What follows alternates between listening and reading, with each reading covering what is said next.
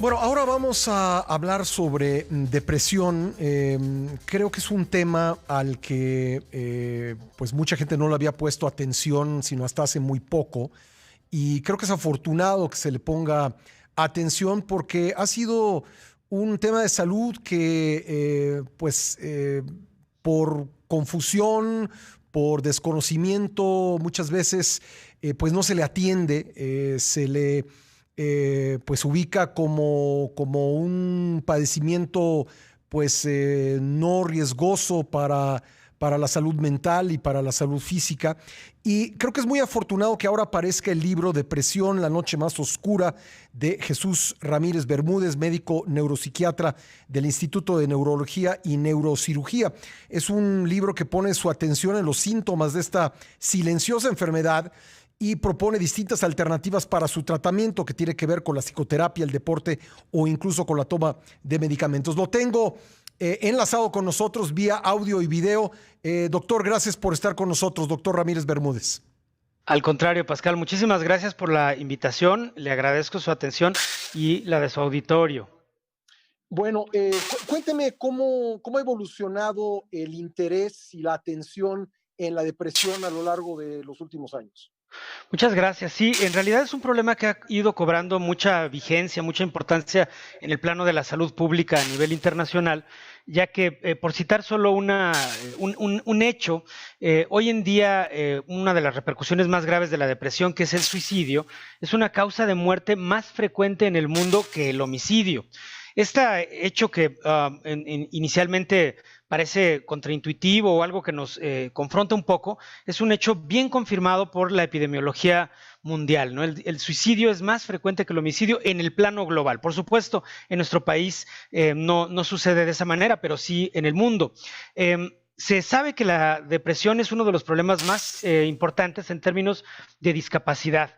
De hecho, más o menos el 10% de la carga de discapacidad en el mundo por cualquier causa de salud se debe a depresión.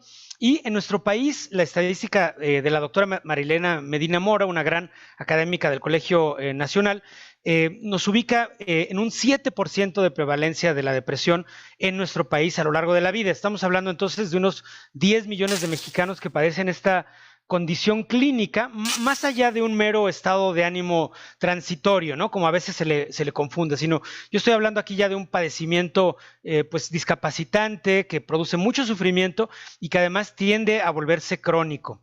Sí, decía yo que muchas veces se piensa que es un mal pasajero y entonces se le recomienda a la persona que lo padece, pues ya sabe usted estas expresiones muy populares en México de échale ganas, ¿no? Como Exacto. si con echarle ganas uno pudiera superar una enfermedad como la depresión. Sí, totalmente de acuerdo. Hay este concepto, ¿no? De hecho, la depresión está rodeada de muchos mitos, prejuicios, malos entendidos. Y uno de ellos es esta idea de que se trata meramente de un defecto de carácter o de una falta de fuerza de voluntad. Entonces, desde luego, echarle ganas es importante en eso y en todas las cosas de la vida, pero no es suficiente. Es decir, la voluntad es necesaria para tener conciencia del problema, para ponerse en manos de un profesional, para pedir ayuda a nuestros seres queridos, para buscar alternativas, pero la fuerza de voluntad es necesaria, pero no es suficiente, ¿no? En este caso se requiere un tratamiento profesional, que las más de las veces es un tratamiento psicoterapéutico, y como lo he planteado yo en este libro, hay muchos otros recursos, ¿no? Que van desde recursos, por ejemplo, el ejercicio, que es sin duda una actividad que promueve una renovación de nuestras funciones corporales, de nuestra fisiología, de nuestras redes neurales, como nos gusta decirle, pero en ocasiones también, en casos de moderados a severos, el medicamento puede hacer la diferencia, ¿no? Y eso también hay que verlo sin prejuicio y sin estigma. Doctor, dígame una cosa, en el contexto de la actual pandemia y del enclaustramiento, ¿puede darse un agravamiento de este tema como tema de salud pública? Indudablemente, porque el confinamiento propio de esta etapa de la pandemia implica una pérdida muy importante de libertad, una pérdida de nuestra capacidad de hacer las cosas que nos hacen sentir bien, a quienes les gusta salir a la calle, ver gente, etcétera. Entonces, esas pérdidas indudablemente son factores de riesgo para el desarrollo de depresión, pero también hay una amenaza constante, ¿no? Que tiene que ver con el miedo a infectarnos, con la numeralia que escuchamos todos los días en relación con la muerte, el confinamiento, en fin, o sea, vemos un escenario que indudablemente representa una amenaza para nosotros. Por otra parte están los familiares de quienes realmente han perdido personas durante la pandemia, ¿no? Víctimas como tal de muerte por la infección, y el personal de salud que también está en un alto riesgo de tener problemas de salud mental. Finalmente, los supervivientes del problema, ¿no? Es decir, quienes ya padecieron la infección, pero tienen estrés postraumático, tienen discapacidad. Entonces, el espectro de riesgos relacionados con la depresión es muy alto en esta etapa. ¿Qué es lo que tendrían que estar buscando en el contexto de la actual crisis sanitaria, en el contexto del enclaustramiento? ¿Qué señales tendrían que estar buscando nuestros radioescuchas para pues, detectar un caso de depresión?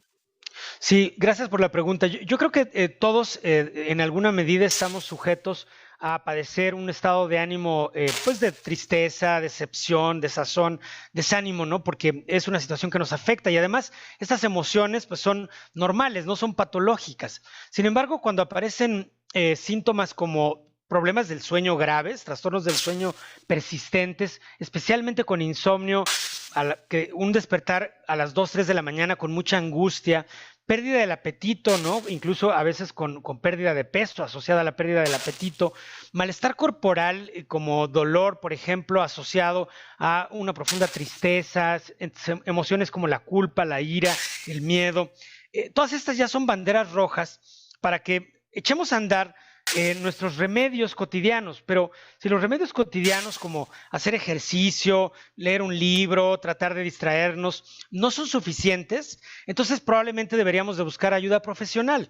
Hay algunas instancias como el Departamento de Salud Mental de la UNAM, que tiene una línea telefónica que puede consultarse y que puede ser muy útil para darnos orientación en torno a si necesitamos ya propiamente una consulta, que puede ser por videollamada o si es suficiente con realizar algunas medidas en casa. Pues, doctor, le recomendamos a nuestra audiencia la lectura de su libro Depresión, la noche más oscura, y quiero agradecerle mucho que haya estado con nosotros esta mañana. Al contrario, le agradezco mucho su atención y a su auditorio. Gracias. Jesús Bermúdez, médico neuropsiquiatra del Instituto de Neurología y Neurocirugía.